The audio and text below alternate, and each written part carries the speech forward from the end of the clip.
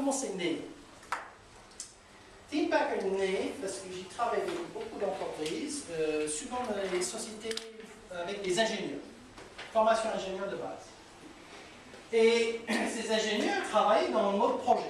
On travaille sur le projet, etc. On écoute un appel d'offres, on répond à un appel d'offres, on monte le projet, etc.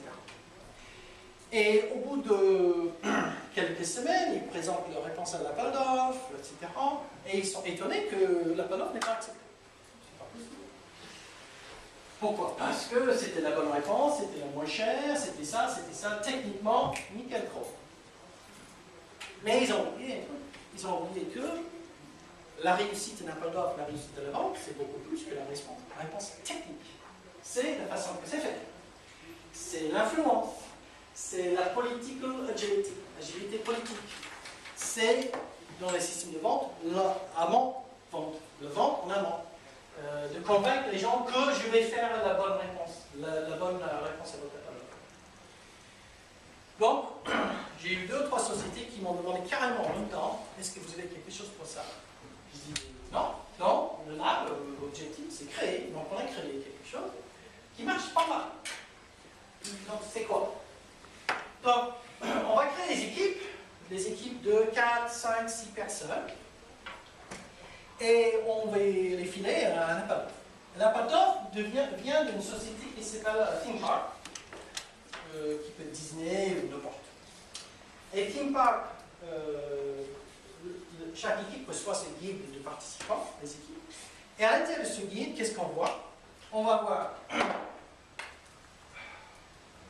l'appel d'offres écrit, voilà le processus, votre travail, qui explique que vous êtes dans une société de construction de grands bits.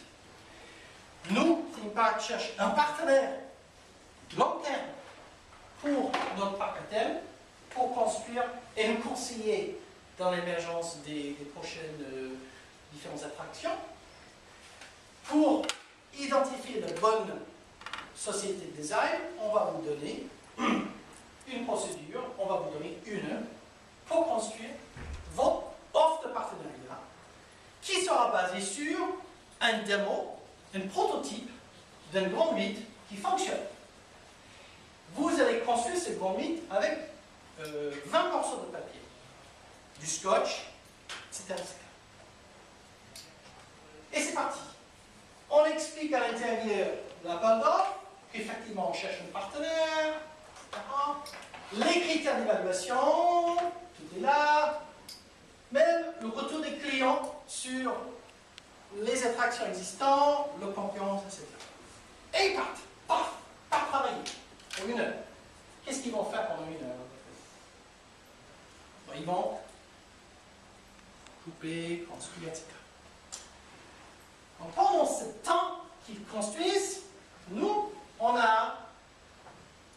fait venir, on a tiré les gens au fur et à mesure dans la salle pour jouer le rôle des parties prenantes. Il y a 5. Et les 5 personnes reçoivent une briefing d'1 page pour dire voilà, votre pouvoir dans la décision. Avez-vous un vote, oui ou non? Quel est le pouvoir que vous avez? Qu'est-ce que vous voulez? Marketing, le CEO ne vous aime pas parce que vous êtes incapable de trouver les bonnes idées, donc vous n'avez pas beaucoup de pouvoir décisionnel, mais vous voulez convaincre les gens de défendre vos idées. CEO, décision, pouvoir 2x2. Opération, vous êtes concerné par la qualité. Les syndicats, vous êtes concerné par l'employabilité de vos employés. HR, vous êtes concerné par le développement des compétences pour que les différentes attractions tournent bien. Donc, on donne le briefing et ces gens, ils entrent dans la salle. Ils entrent dans la salle 20 minutes après que les équipes ont commencé à construire les grands bits. Comme ça. Et ils tournent autour, on leur dit bonjour.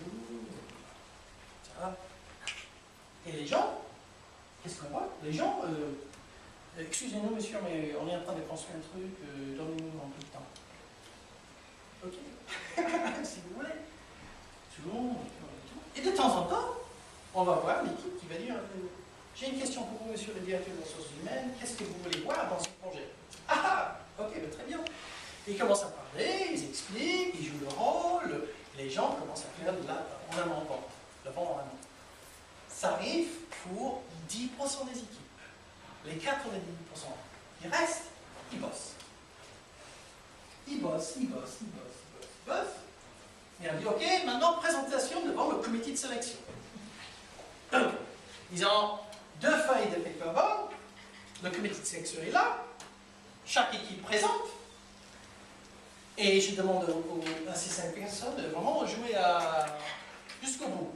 Bon, je me souviens une fois que le CEO était là, il y a une équipe qui a posé des questions au HR et au syndicat, mais jamais approché les CEO. Qu'est-ce qui se passe?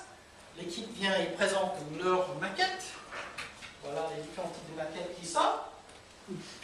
Okay. Opérationnel, hein? Avec une pièce de monnaie qui tourne.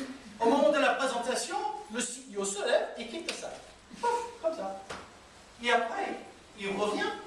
Et l'équipe dit, pourquoi vous avez quitté la salle pendant notre présentation? Je dis, parce que vous ne m'avez pas m'accordé, vous m'avez dit, je ne suis pas important dans la décision, donc pourquoi je dois être là? Vous avez posé des questions à tout le monde, sauf moi. Pourquoi je me sers? Et donc ce qui est intéressant, c'est que les gens qui apprennent le plus de cette formation, c'est ces 5-là, parce qu'ils voient le comportement des autres. Et donc on débrief, on nomme le victoire, le victeur, l'équipe qui a gagné, et on débrief pourquoi vous n'avez pas posé les questions. Quelles sont les questions à poser? Comment vous pouvez influencer les décisions en amont? Comment vous avez interrogé? Est-ce que vous avez géré une Q&A, question-réponse, pour influencer? Donc on passe en revue les pratiques, pas la théorie, mais les pratiques et les tactiques d'influence, l'avant-vente, l'écoute du client, etc. Et ils découvrent en faisant ça, c'est bluffant comment ils découvrent qu'ils tombent tous dans le même piège, qu'ils n'écoutent pas l'autre. Ils n'écoutent. Ok? Très simple, mais très simple.